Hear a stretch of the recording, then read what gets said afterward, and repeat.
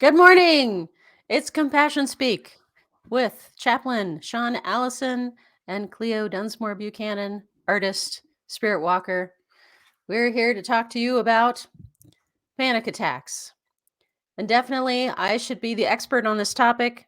I think when I was younger, I had one once a week regularly as sort of like a schedule. I think you could have set your clock by it. Um, and obviously, there were times when it was more than that. But, I remember, I think probably from the time I was 5 years old on, it was about once a week, and ending Mm, that pattern has been the joy of my life and something that I'm very, very eager to share. mm. Now, I think it is its own communication. When all else fails, our panic can communicate what we're not able to verbalize. Interesting. So, are you of the school that, our fears are always the true communication of the body, our I deep think they're one truth? of them.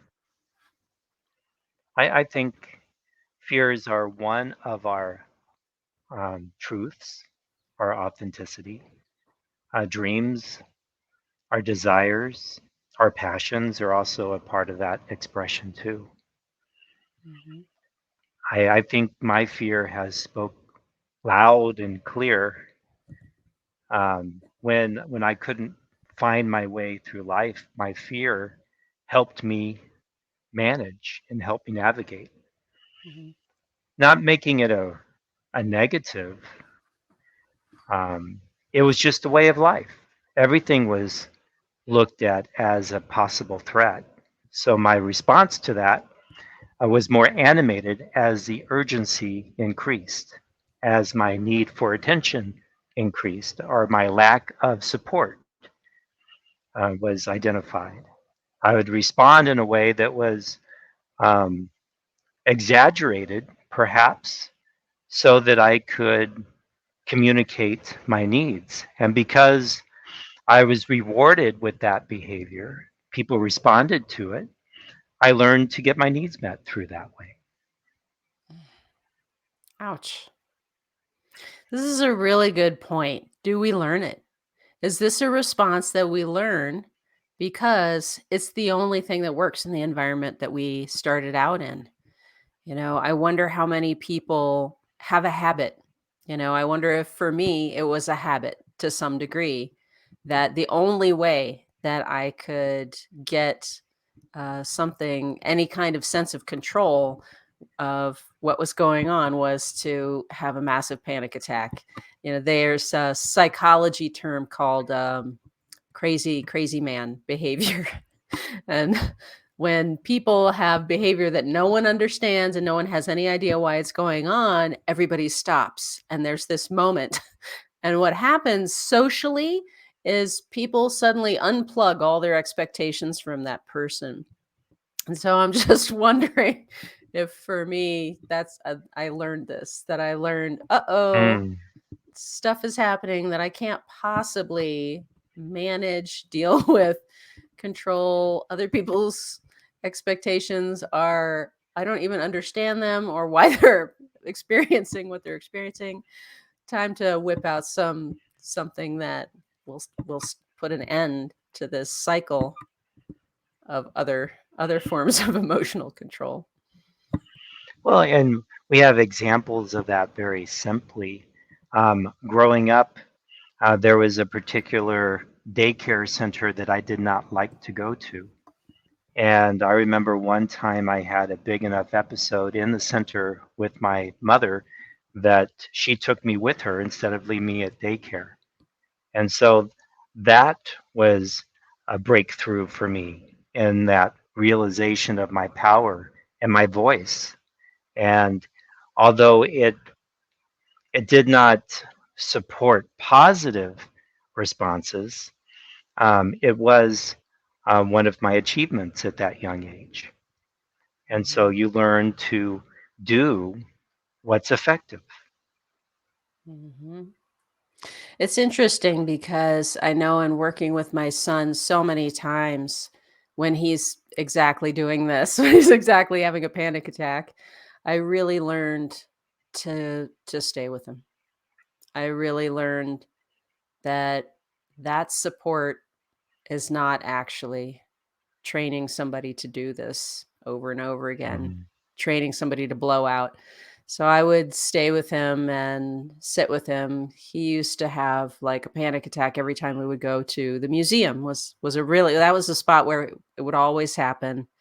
And I think this is part of the reason that I was gifted with him, is because I so understand what it's like to Mhm. have these triggers in the body that you have no idea what they are, where they're from, why this is happening. To have these alarms going off in your body that are like, you are going to die in approximately 5 minutes if you don't get Mhm. out of here. And so I would sit with him. I would kneel. I would kneel with one knee up and one knee down, and he would sit on the up knee and put his arms around my shoulders, and I would put my arms around him, and we would just stay like that, just sort of out of the zone of the thing that had triggered him, which was usually like giant Mhm. dinosaurs, just away from it, but where we could still see it. And we would sit That's a there. beautiful yeah. Yeah, and we would just stay there, and it would be like 45 minutes easy every time. And I would just Mhm. say, okay, it's okay. We're just going to stay here. And, what are you feeling? What are you feeling in your body? And do you feel like you have alarms going off in your body? We would just walk through it really slowly. And he would just be like, yeah, that is what it feels like. And I'd be like, okay, all right, well, let's just sit here and feel that. And then and this is really probably sounds negative, but one of the things that I used to do for myself, because I couldn't figure out what the triggers were, because of course they're all in my past lives, I learned to like look around me and go, no one else is panicking. No one else is reacting. The other people are breathing. They're all walking and breathing and laughing and smiling. Are they all wrong and I'm the only person who knows that we're all about to die? Or am Mm. I having some kind of reaction that where the body is lying to me and everything is fine? And so so that was what I would tell him. I'd be like, "All right, well, let's look over there. There's a whole family with 5 kids. 2 of them are toddlers and one of them is a baby. Do babies act?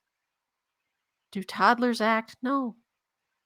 Do any of them have any terror going on? No. Okay, well, they're not making it up." Yeah. Well, I think those are great examples. I'm pulling from my history and working with the mentally handicapped. I remember just coming around behind someone that was really having a meltdown and just holding them and increasing the pressure just so that they feel cocooned in that protection and that acknowledgement and breathing and slowing down that pace and just reassuring that everything is going to be okay. It doesn't matter what's going on, that we will figure it out together. Oh, that's And beautiful. just thinking about that episode that comes to mind calms me as my body remembers. And so I think we can also pull from times that we've been successful soothing ourselves and helping where we're at in the present moment by saying, watch what's going on around me. Watch what memories come up that support de escalation that I'm wanting to experience. And That maybe is in a the great process of yeah. de escalating, yeah, Go in ahead. the process of de escalating, I can also identify the stimulants in my environment that are triggering me and one by one shutting them down. I remember one time we had an episode at the group home when we went out for let's see, what was it? When we were going to a Nuggets game, and there was um, steep stairs, lots of lights and cheering people, and just the whole environment was overstimulated. And sure enough, it didn't take long for the behaviors to escalate. And we realized that we had to soften that. We had to start removing that saturation point that we all get to. And sometimes we have to choose our environments wisely because they're too charged to carry on in a way that is calm and collected or engaged. And by adjusting that environment or ingesting of the thoughts or emotions that are coming up with it, we can learn how to manage it. That's beautiful. I love that. Yeah. So that's definitely the first layer, right? Our fears come up, and we need to come up with calming techniques, recognize what is real and what is not real. So, how do we move from that, which is only really the first layer, which might be all giant dinosaur skeletons are inherently terrifying and dangerous, which obviously isn't true, right? How do we move from from consolation and management into a place where we can redefine our truth to a degree where these things don't happen? Mm. I think sometimes in response to these events, we can look at our projected outcome, what we want to get out of something, what is that vision or goal, and work our way back to where we're struggling. If we can have a clear vision of how we want to experience what's going on around us, then we can start drawing from others that are doing it well, that can support the experience that we're having and help it along. Um, I think that's one of the first qualities that come to mind. Okay. So let's talk about walking from that moment of being triggered, being panicked, being overwhelmed. What are our steps? What does it look like? Let's have a good story example of walking from I'm triggered, this is overwhelming, into I want to be triggered. I want Mm, to discover how much bigger I am on the other side of this fear. I want to live in truth. What does mm. that journey look like? Well, I am going back to a time once again when working with the mentally handicapped. Um, I was working with this one client, and we were um, we were at a musical, and we were sitting in the seats, and the attention span of this particular person wasn't um, very long. So um, he started being able to get worked up by the environment and asking questions, and each time it getting louder, and then um, getting more and more distracting to the people around him, to the point that ushers came by to try to calm it down. And his his voice got louder and louder to where everyone in the theater was looking at us. And um, I remember that it was really hard to calm him down enough to get him out of the building. And we had to take breaks along the way just to sit and decompress and to calm, take a few more steps.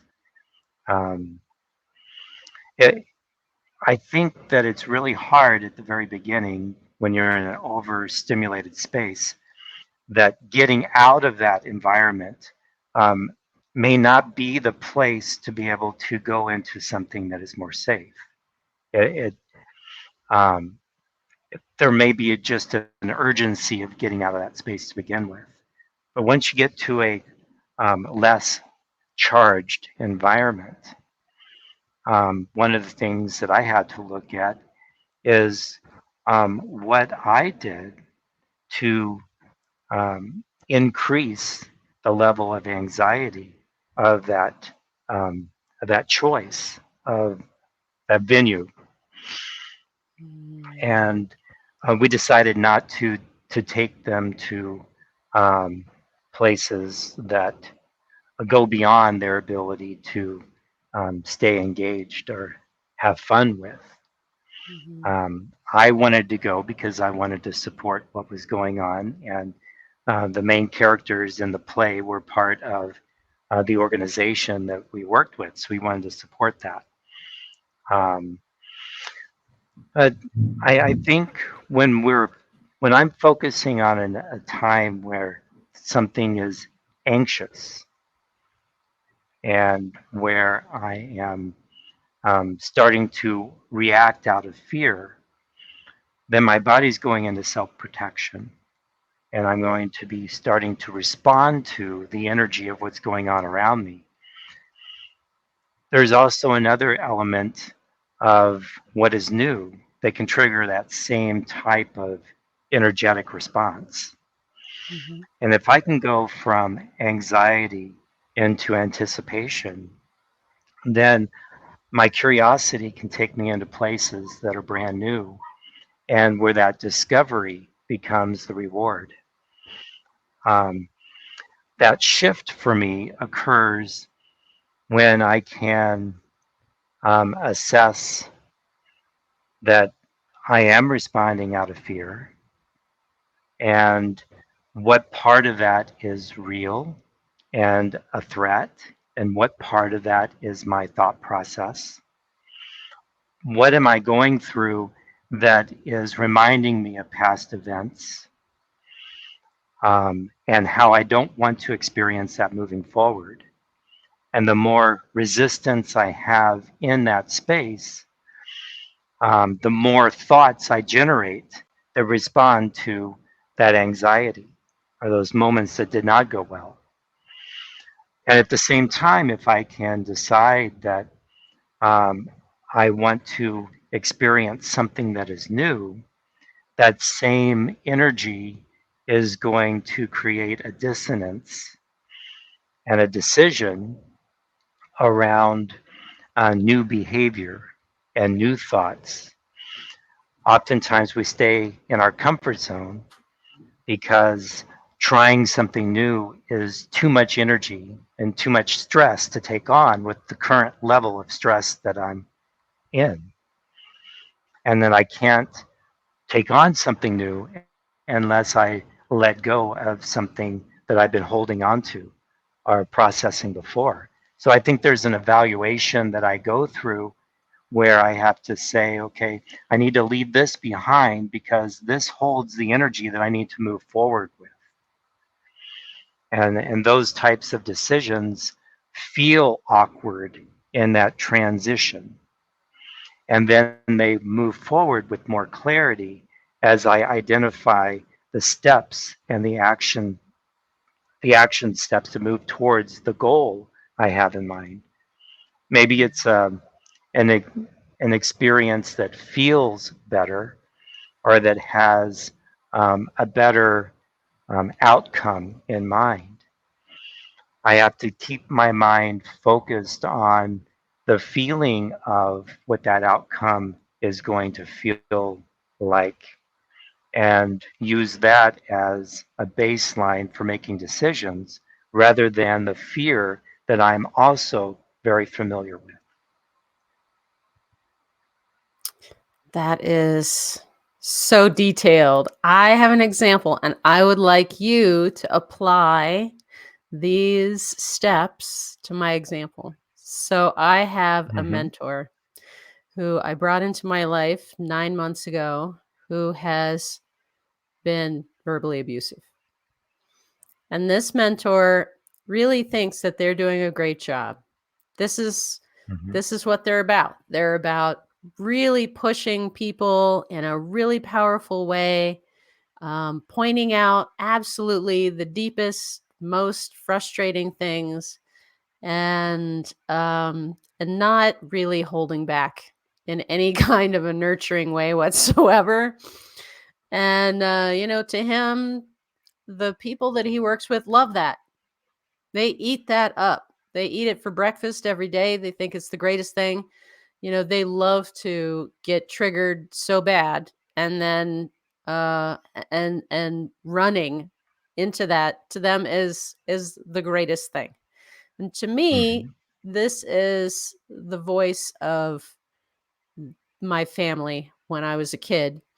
I recently realized that, to us, love is to fillet one another with dire truth and leave each other eviscerated. And we're like, yeah, there you go. Now you're crippled and can't do anything, which is pretty much the family wounding, right? This is the Mhm. family wounding. And so instead of feeling empowered, I have felt wounded, crippled, and triggered day after day after day, month after Mhm. month after month, um, miserable, frustrated, and finally to the point of I don't need this anymore. I don't want to be this kind of teacher. Why would I study from someone who is teaching in a way that I don't ever want to be? Like my goal of my life is to get rid of that, to not be like that anymore, to not have that pattern, to not treat my son that way, to be able to not only offer real, quiet listening, caring, compassion, but also to offer that outside of my family and to Mm. receive that, to actually be able to find that and bring that into my life in every way, in bring that into my family so that everyone can benefit from that growth. My goal is not to be better at doing the one thing that I hate the most in my life. And the terror Yeah. of this has pursued me day after day after day. I have walked around thinking, well, I'm just not a good person. Mhm. I'm not what this mentor wants, obviously. And therefore something is so horribly wrong with me. I am never going to make the grade here. Never. Because I will Yeah. always be inferior in this one person's vision. Yeah. And I think there's a setup to begin with that you responding to this individual is trying to correct something that cannot be corrected. And so that endless loop of effort gets wasted on someone who can't receive what your true needs are, right? And that could identify with family patterns very easily. I remember my father, um, the the power struggle that we had as men in our family um, really was more about not being seen and heard, and the escalation that occurs because we could not receive each other. And it really had nothing to do about the other person because we couldn't hear the other person because we were screaming inside of ourselves so loud that we couldn't receive it. I think that our bodies give us early warning signs when we are coming across um, experiences that remind us of past events like that. The earlier that I can identify it, then the more gentle the transition can be. And as I was talking about with with the client that I took to the musical, that there were already so many things working against us that I could not get them out um, in a gentle way. He was um, assisted by a group of people, and it was a very loud commotion as we made our way through each aisle of the theater. And so it couldn't be addressed until we got to a quieter place. And so I perhaps the first part of that is damage control and being able to get us to a place where we can do triage and be able to recognize, okay, so what are the triggers that are going on, and how can we start soothing or shutting them down, and thinking more rationally about what's going on. So, we've used the example before about um, that street you go down and fall in the hole, and then you become aware of the hole, and you can stay out of the hole, and you're still walking down the street, and eventually you walk down another street, and even further in that process, there's not that street is no longer identified because it no longer attracts you to it. And so I think that there's a lot of opportunities that come when we start looking at, well, what type of experience do I want to have inside of me that's supporting the choices. And the more that that can be done in a way that's compassionate, kind, and peaceful, then it's going to open doors that lead to the experiences that support that.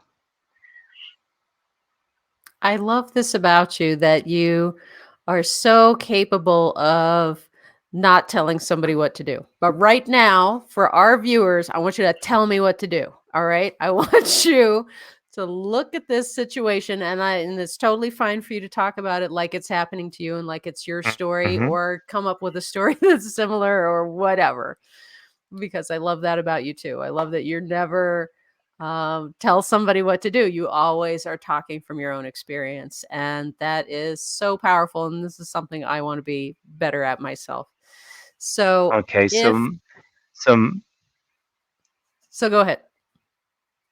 okay, so my advice to you would be to respond to this individual in a way that says that the approach that we are taking here is not working. I am not responding in a way that's therapeutic or supportive, and I am um, being crushed under the pressure that is being generated by this experience. And so I need to stop. For my well being, I need a different approach. Okay, so then the trigger is still there, right? So I'm still Hmm. with this person. I've set these guidelines. All right, we're not doing this anymore. I've had it. And and they insist that they can be all these different things. They insist that that's true.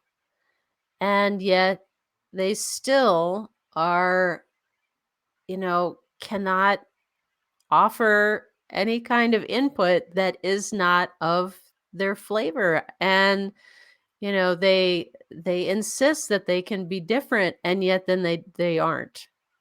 And Yeah. I'm in that gaslighting zone of, am I crazy? Is this happening? Did they just say that? Do they really believe that that's neutral or nurturing in any way whatsoever? Why? Like one of the triggers that I have, that this person whams on all the time, is my fear of abandonment. So rather than just saying, hey, I noticed that you're struggling, and I think you're sitting even at their least aggressive, this is how they sound. You are sitting on your butt. If you want, what kind of future do you want? Do you want to be an achiever, or do you want to do nothing? If you want to do nothing, this is how to do it. That's the most nurturing that they get. Okay?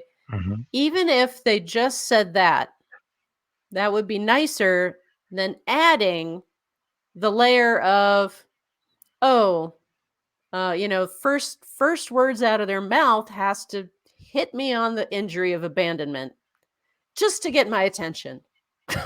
you know, like, hey, I should be out of here. I'm out of here because you're sitting on your butt instead of doing something that would be beneficial to you. Hmm. And I would say the that question in the is, like, position, when is it beneficial? When can we take that and go, thank you for whamming me on my abandonment injury because I am going to change this forever. And you're never going to be able to hurt my butt again because I am going to be so powerful in that area that you can't hurt me anymore. yeah, well, that's quite a bit down the road. What I would say first of all is under that energy that you are describing, um, that putting up boundaries and stepping away is taking the high road, and maybe the most productive that you're going to get out of that experience because you're in confrontation, and no solutions are going to come from confrontation. Mm, Now, if we can start earlier and under calmer and more kinder conditions, explore our needs, our wants, and desires, then I think we can um, manage or explore or support each other better. Um, but under those conditions, I just refuse to fight. It's like I'm going to calm down and I'm going to find a place and time where we can discuss this, where we're both on an even ground and we're not walking into a win lose situation. And there have been times I've had to walk away from that relationship altogether. mhm, And I think that's why we create extended family and chosen friendships, because um, our needs are that deferred that we can no longer go to that person because we were never able to get them met in a sufficient way. We just have that moment to draw from that is always painful, that's always dismissive, and that is moving towards conflict no matter how calm it may begin. mhm. So I guess a Um, big part of our whole choices to address triggers is actually the creation of our life in terms of I'm not even going to go down that road anymore because I don't actually want to be there anyway. yeah, And I'm not it's a going to, different equation. right, I'm not going to fight in order to erase this trigger because it's a fight. I'd Hmm. rather be in a loving space where even if I'm triggered, I can have the time to have a loving response, even to myself, of patience, of kindness, of nurturing, of growth, of patience, because that's how I want to be in the world for other people. Hmm. Certainly need to be that way for myself. And that's what I want to attract to me. So why am I wasting my time seeing this as a challenge instead of seeing it as a decision? And I think that's where self care and advocacy really starts gaining traction. If I can provide it for myself first, it's going to be easier to teach other people how to treat Sean, how to treat Cleo. Um, and if I can choose better role models and better mentors that have the personality and the skills and the persona that I choose to develop inside myself, um, then we can choose better leaders to follow and to learn from.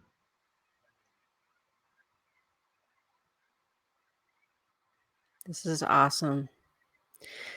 So We have I been on think self care, yeah. we've been on for 40 minutes and Self, I didn't even notice. mm. So go ahead. What were you going to say? I think the answer to this is self care.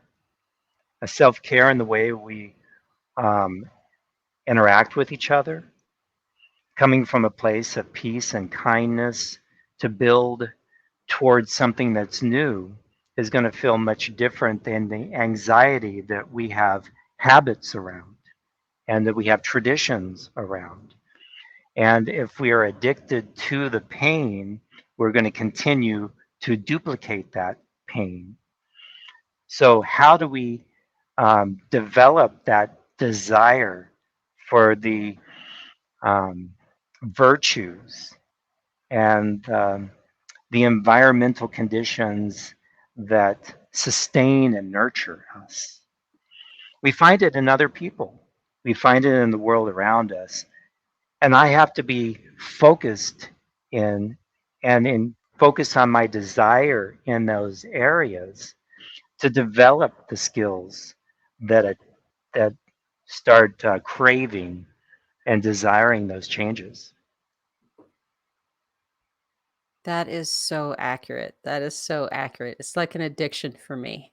That is so accurate. That is so much what it is. Yeah, it's like an addiction. Yeah. Yeah.